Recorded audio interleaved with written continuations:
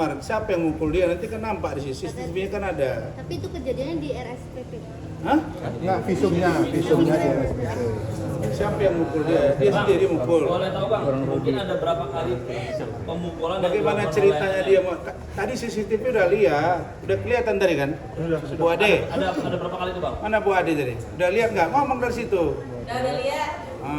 Udah lihat dan tidak ada. Yang ada itu dia pukul, dia dorong, dia meludahi. Ya, selama ini kan kalian tahu lah track record-nya. Emang Bu Ade ini tukang berkelahi apa? Yang tukang berkelahi kan dia, yang banyak kali musuhnya berantem kiri kanan. Tadi pas datang kan abang bilang kalau Bu Ade dipukul dulu sama NM ya. Pas Iya, dia dipukul duluan. nggak ada perlawanan. Kejadian itu ada 2 kali. Nggak ada perlawanan. Pertama saya masih dengar ya, saya masih di dalam. Ada Loli, ada Bu Ade, ada saya, ada penyidik si Woro. Oke, kita lagi konsul di ruang konseling itu. Karena Loli tidak saja melarikan diri tapi ingin melaporkan NM. Kita berdiskusi, kita tahu dia anak di bawah umur. Nah, lama lalu kemudian nunggu Kanit nunggu Kasat. Karena kasus ini sudah menjadi atensi sebab orang itu kecarian dong. Kan dia lari. Tentu yang namanya safe house petugasnya kan cari tahu. Begitu cari tahu ada di sini, mereka merapat semua. Begitu. Nah, waktu kita konsul nongol lah ini si NM dengan orang-orang dia. Langsung tuh maki-maki wartawan. Saya dengar kok wartawan dimaki si Nando itu. Bahkan ada kata-kata, lu saya habisin kalau lu naikin. Saya juga dimaki-maki. Dan saya dengar, apa ini kita berisik kan, saya keluar, ada apa kok ribut-ribut. Langsung saya beginiin. Nah, istri saya nahan saya, jangan sampai kena muka saya. Begitu begini Bu Ade, diletup sama dia. Begitu ceritanya. Dan setelah itu kita udah menahan diri nih. Loli udah marah, ngapain takut sama Nikmir? Selesai. Habis itu saya ke toilet, saya duduklah di situ, di dekat lift itu. Dia datang lagi gini-gini mau dorong saya. Datang Bu Ade, kau saya urus anak kamu, kenapa kau pukul saya? Apa kok dorong-dorong lah sampai ke sudut ini dibuatnya? Datanglah yang rame. Lalu kemudian didorong, dipukul, lalu kemudian saya mau menyelamatkan Bu Ade. Udah selesai nih, mungkin dia merasa kurang puas mukul Bu Ade itu, langsung dia pukul ke saya, begitu.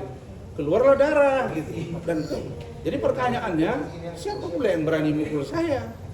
Kalau dia laki-laki harus dia, dan sudah kelihatan tadi dia pelakunya. Jadi tidak ada lagi fakta yang tidak bisa dibuktikan, maka tidak ada lagi kata-kata yang bisa membantah itu.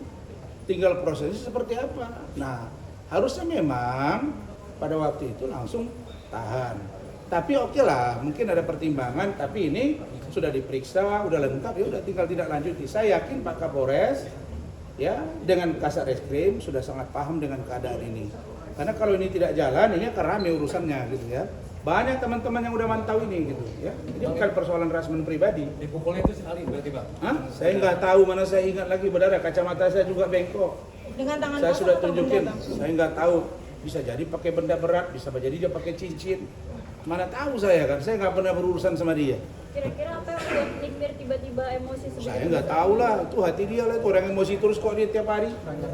Marah terus juga sama saya pegang kasus anaknya, saya dimaki-maki. Nggak tahu, saya tanya kalian sama dia. Oke? Cukup ya? Cukup ya? Langsung tadi malam itu NM datang ke sini sendiri atau bersama siapa? Rame. Banyak orang yang 3 mobil mereka kemarin. Rame. Mensreanya udah terlihat ya. Ya niatnya itu udah terlihat sebenarnya. Datang rame-rame itu kan udah terlihat itu. Bang, terkait Loli yang adopsi. Berapa orang kira-kira? Bentar, biar tambahkan Pak Rian. Aspek hukumnya. Sebentar ya. Jadi sebenarnya saya pikir setelah kita jelaskan rekan-rekan wartawan sebenarnya udah bisa melihat. Saya kan udah katakan tadi, sesuai dengan laporan polisi oleh klien kami Dr. Ran terhadap Nikita Mirjani yang dimana diduga melakukan perbuatan tidak pidana sesuai dengan dilaporkan pasal 351 ayat 2 kan, itu secara utuh dan sempurna unsur pidananya sudah terpenuhi. Itu kata kuncinya, sudah sangat sempurna itu. Kan tadi udah kita jelaskan, kenapa sangat sempurna? Akibat daripada perbuatan tersebut mau sekali dipukul, mau 4 kali dipukul, akibatnya kan sudah ada. Mengakibatkan Dr. Ran sobek. ininya, Pelipis. pelipisnya, dan mengakibatkan darah bercucuran, ya kan? Di mana akibat dari hal tersebut, sesuai dengan keterangan dokter kepada kami tadi di penjelasan di BAP, itu mengakibatkan dokter sebenarnya udah langsung lemas, kesempoyongan. Namun karena melihat ini ditahan, jadi pergumulan ini sebenarnya batinnya. Makanya setelah pulang ke rumah mengakibatkan dokter itu langsung muntah-muntah, ya kan gitu, muntah-muntah kan, ya itu. Namun karena apa? Karena kepentingan juga ini Loli ini, dokter kan harus berjuang lagi untuk semangat, didorong oleh Ibu Irma juga, teman selalu dampingin supaya bisa menyelesaikan perkara ini. Jadi itu sudah jelas. Jadi kenapa sih kita bilang unsurnya sudah sangat terpenuhi, ya kan?